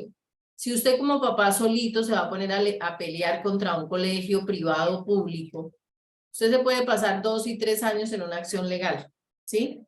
¿Qué es lo que debemos hacer? Unirnos a organizaciones, unirnos a grupos de padres de familia, decir, es que yo no estoy garantizando solo el derecho de mi hijo a la inclusión, es que yo tengo que garantizar el derecho a la inclusión de todos los niños. Eso es lo que debemos hacer como padres y como personas con discapacidad, agremiarnos, porque si un niño entra a una institución educativa por una tutela, ¿ustedes creen que realmente un colegio los va a atender con procesos de inclusión? A las malas, porque sí, simplemente porque llegó a un nivel legal. Yo he estado en los colegios y veo como muchas veces a esos niños les dicen, miremos a ver cómo encontramos, cómo lo empapelamos y cómo hacemos que se vaya, ¿sí? Y eso lo hace un colegio y lo hace una universidad. ¿Cómo lo aburrimos? ¿Cómo ¿Cómo lo aburrimos? aburrimos? ¿Cómo cansamos a esta mamá? Y esa no es la idea. Entonces, yo siempre he planteado que la educación inclusiva no es algo que se puede hacer a las patadas, no las podemos hacer a las malas, tenemos que entrar y ser proactivos como familia. Yo tengo que empoderarme, yo te doy la palabra ahorita, Elsa. Tengo que empoderarme como padre de familia para entender que esto es un proceso histórico. Si nosotros miramos y entendemos que la educación inclusiva es algo muy reciente para todos los años que llevan los procesos educativos en el mundo, pues tengo que entender que hay unos pasos y unas dinámicas para que realmente hablemos de inclusión. Si yo les hago una pregunta a todos los que estamos ahí, que estamos aquí, ¿quién tiene una abuelita que entró a la universidad? Seguramente la mayoría me dirían, no, no tengo abuelitas en la universidad, mi abuelita no fue a la universidad, ni siquiera al colegio. Si les pregunto quién de ustedes tiene una mamá que fue a la universidad, ya algunos me dirían 3, 4, 5 personas tienen mamás que fueron a la universidad. Y si vemos, la mayoría de las personas que están vinculadas son mujeres que han pasado por un proceso universitario. Entonces, en 3 generaciones hubo un cambio importantísimo en temas de inclusión de la mujer a las instituciones educativas. Lo mismo pasa con el tema de población con discapacidad y de todas las otras poblaciones vulnerables. Esto requiere un proceso. ¿Qué es lo que estamos haciendo como Fundación Unicornio para acercar estos procesos a la gente? Formarlos. Porque a mí la gente, nosotros ofrecemos capacitaciones individuales a las instituciones que obviamente tienen un costo, porque yo como profesional tengo un costo y tengo unas demandas económicas también como profesional. Entonces, muchas veces yo llego al colegio y digo, mire, el valor de mi capacitación o de mi información o de mi formación a ustedes como institución tiene un valor de 2 millones, de 3 millones, de 4 millones, de acuerdo a la cantidad de estudiantes, de acuerdo a la cantidad de docentes, de acuerdo a muchos parámetros. Entonces, muchas universidades y colegios me dicen, no, nosotros no tenemos ese recurso en este momento. Entonces, ¿qué hemos estado haciendo? Primero, ofrecer asesorías mucho más asequibles para colegios y universidades para que hagan el debido proceso de hacer una institución educativa. ¿Qué debe tener una institución? Colegio, universidad o jardín infantil. Debe tener una política de educación inclusiva. Debe manejar un currículo que tenga directrices de diseño universal para el aprendizaje. Debe realizar planes individualizados de ajustes razonables, debe tener unos protocolos de ingreso, debe tener una caracterización incluyente, debe tener unas condiciones de accesibilidad. Entonces, cuando el colegio me dice, no, no tengo ninguna de esas, pues hay que hacer un proceso y hay que hacer un acompañamiento a colegios y universidades para que realmente podamos llegar a esas directrices. Nosotros hemos venido formando desde noviembre en diferentes procesos formativos a muy bajo costo. ¿Para qué? Para que un profesor, para que un administrativo, para que un padre de familia, para que un terapeuta, para que un profesional puedan acceder a esta información. El primer microcurso que lo tenemos disponible para que cualquier persona pueda acceder a él El primer microcurso lo hicimos entre noviembre y diciembre del 2022 y está grabado, está disponible con memorias, con todo lo que la persona lo requiera. ¿Qué trae ese microcurso? Creemos un proyecto de educación inclusiva desde cero, ¿sí? Les damos ahí una grabación donde usted paso a paso va a saber cómo crear una educación inclusiva desde cero. Les enseñamos las directrices del diseño universal para el aprendizaje y las directrices de los planes individualizados. Son 6 horas de formación por un costo de 50.000 pesos. Algo que usted se puede gastar ahí, sí, como dicen los de los buses. Lo que usted se gasta en un almuerzo, lo que usted se gasta en una salidita, tiene un proceso de formación que usted lo puede hacer desde su casa, medianoche, a cualquier hora, se le envían las memorias, se le envían las grabaciones, y es un proceso de formación ideal para arrancar un proceso de inclusión. Por otra parte, hicimos un microcurso de 4 horas, donde les enseñamos a hacer ajustes razonables en diversos tipos de discapacidad. Entonces, enseñamos qué es el PIAR, cómo se implementa un PIAR en el aula y cómo hacer que ese PIAR facilite realmente a la inclusión. Esto son 4 horas de formación, también lo que les digo, con un valor de 50.000. Aquí resumimos esto que se llama el kit de educación inclusiva. Este kit de educación inclusiva trae los 3 microcursos que vimos entre noviembre y diciembre y ese microcurso de ajustes razonables por discapacidad. Y tiene un valor de 100.000 pesos. Ahí son 4 microcursos, creo que son 10 horas de formación en educación inclusiva.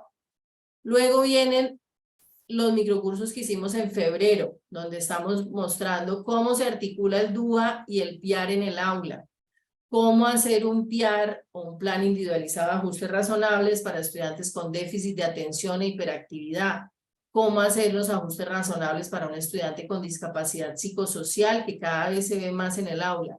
Todos estos están grabados. Este de marzo que estuvimos haciendo lo hicimos para enfocar en sistemas de comunicación alternativos y aumentativos, para estudiantes que no tienen capacidad de habla, para estudiantes con autismo, para estudiantes con parálisis cerebral que no saben expresarse. Tuvimos también el microcurso de ajustes razonables para estudiantes con trastorno del espectro autista. Les enseñamos lo más básico, lo más importante, cómo atiendo yo a un estudiante con autismo desde el jardín infantil hasta la universidad, qué cosas tengo que tener en cuenta. Hicimos ajustes razonables para estudiantes con talentos y capacidades excepcionales, porque también tenemos muchos estudiantes con esos talentos y capacidades excepcionales que no sabemos cómo abordar en el aula.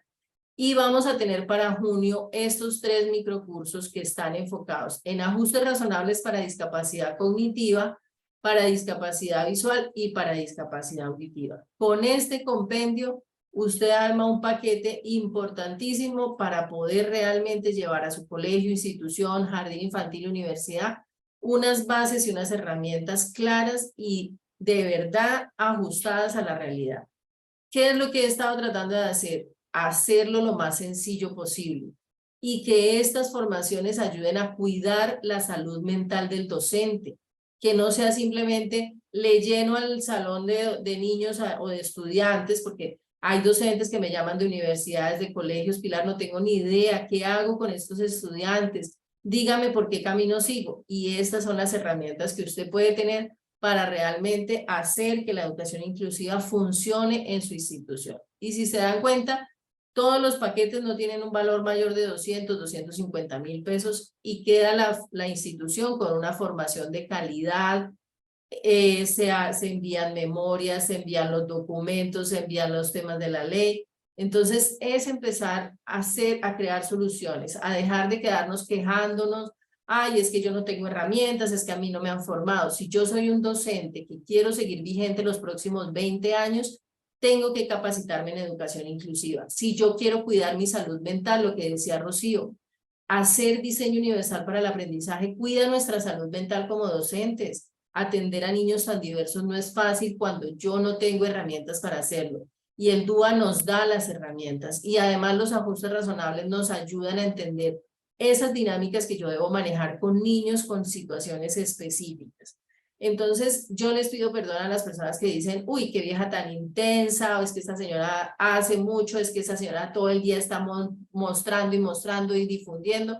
Les pido perdón, pero para mí personalmente se me ha convertido en una obsesión hacer que la educación inclusiva sea una realidad. Y me da mucha tristeza como muchas veces salen actrices mostrando el trasero, actrices mostrándose, besándose, teniendo comportamientos horrorosos y se vuelven virales, y formaciones como esta no ayudamos a hacerlas virales. Entonces la invitación es a que si usted tiene la forma de difundir esta información, de que lleguemos a más personas, de que lleguemos a más colegios, de que lleguemos a más universidades con la universidad, ayuden a que esto sea una realidad. No podemos seguir diciendo que la educación inclusiva es una falacia, que esto no se puede lograr, que esto no se puede. Esto sí se puede hacer. Si hay personas como Elsa, como mis compañeros de la fundación, que en épocas donde no habían leyes, ellos fueron formados en educación inclusiva, ¿por qué no vamos a tener una educación inclusiva ahora que tenemos todas las leyes y que hay los recursos para poder acceder a estas informaciones de forma fácil y de forma muy asequible a nivel económico? Te doy la palabra, Elsa, cuéntame qué querías, que me estaban levantando la mano.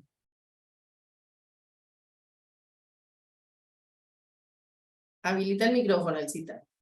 No, no puedes hablar. Bueno.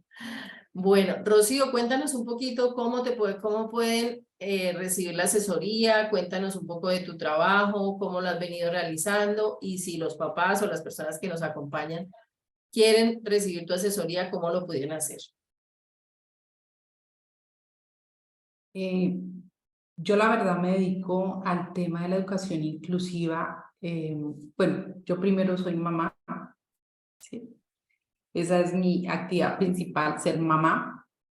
Soy abogada especialista en familia, como ustedes se han dado cuenta, y gracias a que mi hijo entró, que descubrimos que tenía autismo, yo entro en este mundo de la divercapacidad.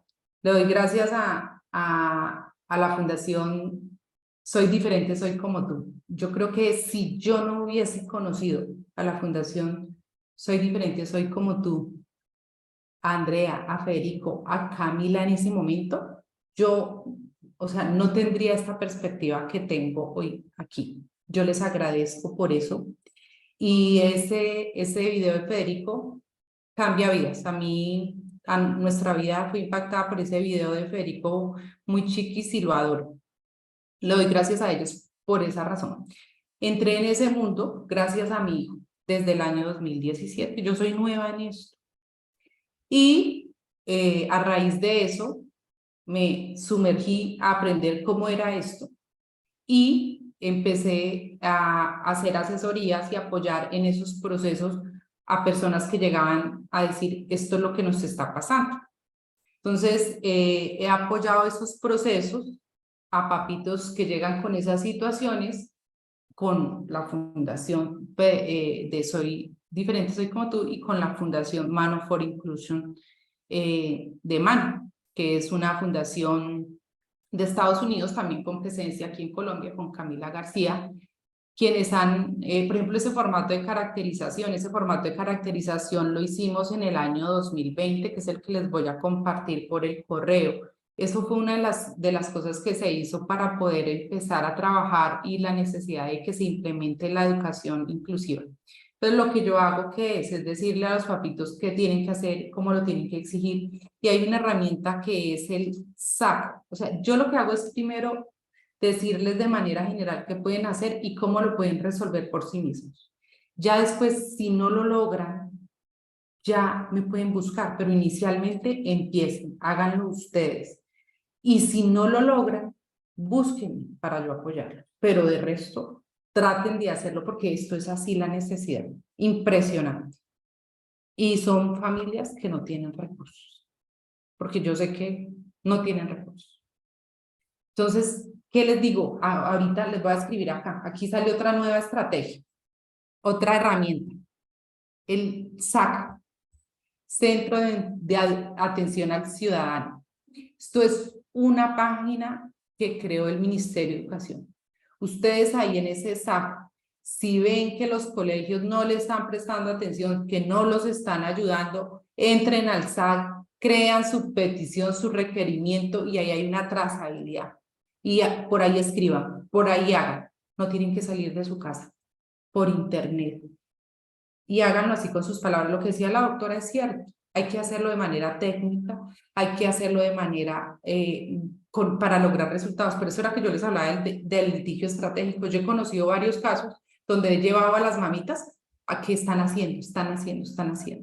Y estamos llegando a un punto en que si los colegios no modifican su PEI, su plan, su plan de proyecto de educación institucional. No le pueden, como directivo usted le exige a su docente que haga ajustes cuando usted ni siquiera ha hecho el primer ajuste importante, que es modificar su PEI. Eso es incoherente. Entonces, la invitación es esta. Papitos, háganlo. Primero, traten de acudir al colegio. Si el colegio no se lo hace, tenga recibido. Entre al SAC. Mire a ver, señores Secretaría de Educación de tal, ahí es por departamentos, ¿no? Por ciudades. Entonces usted tiene que buscar su ciudad, la que hay para que le salga a su ciudad y hace eso. Y si ya después no, ahí está mi correo. En la medida en que yo pueda, los apoyaré para que estos procesos de educación inclusiva se hagan. Y pues lo que decía la doctora, en bloque para que tengan impacto. Entonces, yo conozco casos de varias partes del país, tengo casos en varias partes del país, que muchas instituciones no saben que yo estoy apoyando a los papás, que los estamos apoyando con el apoyo de la Fundación Mano for Inclusion y con el apoyo de la Fundación Soy Diferente, Soy Como Tú. Entonces, es eso, estamos ahí apoyando familias para que realmente la educación inclusiva sea una realidad. Es eso lo que yo quiero decirles y esas herramientas, porque yo sé que esto es una necesidad gigantesca. A los docentes los adoro con toda mi alma. Les pido por favor, ustedes son supremamente importantes. Brillen y hagan brillar a todas las personas que se les acercan. Y a los papás, sigan en este reto gigante. Bueno, Rocío, muchísimas gracias de verdad por tu aporte. Para nosotros fue maravilloso poderte tener en este espacio, el primero que compartimos de manera conjunta, pero me quedo con esa invitación que tú haces a todas las personas, no solamente a los docentes, a los padres de familia, a las personas con discapacidad, a los administrativos. La educación inclusiva no solamente es una realidad, sino es una necesidad. Estamos necesitando en Colombia, en Argentina, en España, en Estados Unidos, en todos los lugares del mundo se están necesitando procesos de educación inclusiva. Tenemos niños pasándola mal en el aula, tenemos niños viviendo situaciones emocionales muy duras, tenemos docentes que están al límite, hay docentes que me escriben y me dicen, doctora, estoy angustiada, yo no sé qué hacer, tengo un montón de niños supremamente diversos en el aula, yo ya estoy que me enloquezco. He tenido gastritis, me ha dado un montón de cosas emocionales porque yo ya no quiero ni siquiera pararme el lunes a trabajar. Entonces, lo que nosotros estamos haciendo, créanme que lo estamos haciendo desde la Fundación Unicornio con todo el corazón para hacer que esto sea una realidad. Ayúdenos, apóyenos a llegar a más colegios, apóyenos, ustedes no saben, yo me emociono hasta las lágrimas cuando a mí una profesora me llama. Ayer me escribió una prima mía a la que le tocó el reto de educar 2 jóvenes con autismo en el mismo aula, son gemelas. Y me manda un video hermoso ayer donde está haciendo unos trabajos con ellas desde la música, donde me dice, mira, tus estrategias me sirvieron cantidades. A mí esas cosas me emocionan, a mí eso me mueve el alma y me mueve todos los días levantarme y hacer y molestar y difundir, porque tenemos que llegar a más colegios, tenemos que llegar a más universidades. Yo lloro de la emoción cuando yo llego a una universidad y veo una rampa, y veo una persona en silla de ruedas, y veo una persona de talla baja, y veo una persona con discapacidad visual, y sé que yo he contribuido a que esa educación inclusiva sea posible. Esto es una necesidad y es una realidad. Tenemos a los estudiantes ya en las aulas, no esperemos a que nos pongan una acción legal, hagamos ya lo que podamos hacer por educación inclusiva, hagamos que los colegios tengan unas formaciones de educación inclusiva reales, adecuadas para cuidar la salud mental de los docentes.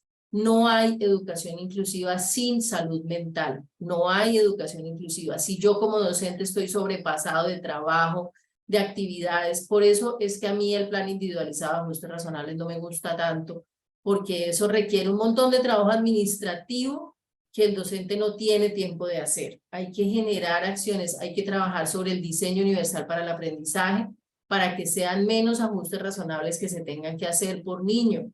Pero tenemos que cuidar la salud mental del docente. Hay docentes que realmente están a punto de entrar a un psiquiátrico por las situaciones tan complicadas a las que se enfrentan. Muchos de ellos inclusive con situaciones de vulnerabilidad económica, emocional, con enfermedades, y tienen que rendir y hacer un montón de cosas. Lo molesto todo el tiempo en los cursos, lo digo, no a la formatitis en los colegios. No nos podemos pasar llenando formatos y formatos y formatos todo el día, que termina estresando al colegio, al docente, al administrativo. Si yo le pongo a un docente a hacer un montón de formatos, ¿ustedes creen que él va a tener una actitud positiva cada vez que llega un niño con discapacidad? Obvio que no, va a decir, uy, qué chicharrón. Si yo a la psicóloga le planteo que le toca hacer los PIAR de todo el colegio y son 30, 40, 50, 80 PIAR, la psicóloga va a tener una buena actitud cada vez que llega un niño con discapacidad, se asusta, Dios mío, que me van a llenar de trabajo, me voy a enloquecer. Entonces tenemos que hacer que los procesos sean fáciles, que podamos generar procesos de ajustes razonables adecuados sin enloquecer el sistema educativo. Les doy la gracia a todas las personas que nos acompañan, les pido paciencia porque ustedes me van a ver hasta en la sopa. Si puedo, ojalá tenga los recursos para pagar publicidad, para que esto salga por donde tenga que salir, porque esto lo tenemos que hacer y tenemos que hacer que esto sea una realidad. Como siempre, los invito a ser unicornios en un campo de caballos. No podemos seguir creyendo que la inclusión es labor del otro. Cada uno de nosotros tenemos formas de abrir los procesos de educación inclusiva. Y la educación inclusiva es magia y abre los caminos para que la vida de las personas con discapacidad sea una vida digna. Muchísimas gracias por acompañarnos. Les dejo nuevamente mi celular 304-367-5642. Por favor, síganos, ayúdenos a que esto se difunda, a que se viralice, a que la educación inclusiva sea una realidad en el mundo.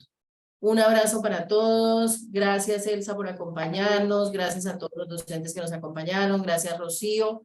Y gracias por toda la buena onda, Janet desde Girón, por toda la buena onda que tienen siempre con nosotros para seguir difundiendo y para seguir abriendo estos espacios de formación.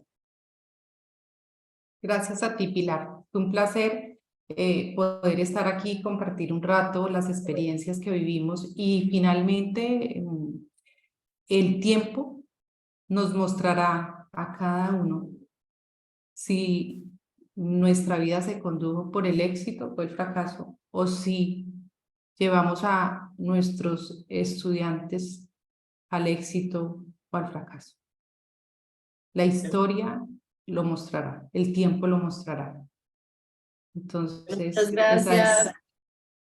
Una feliz fin de mensaje semana. Gracias, saludos a March Palomino, a Claudia de Cartagena, a todas las personas que nos han acompañado y que nos siguen y que nos apoyan en estos eventos. Gracias a todos. Mañana, yo creo que en la mañana o esta noche ya está subido tengo esto en la plataforma YouTube para compartirlo, para que ustedes nos ayuden a compartir este webinar gratuito y lleguemos a cada rincón del mundo. Un abrazo para todos y Dios los bendiga. Feliz tarde.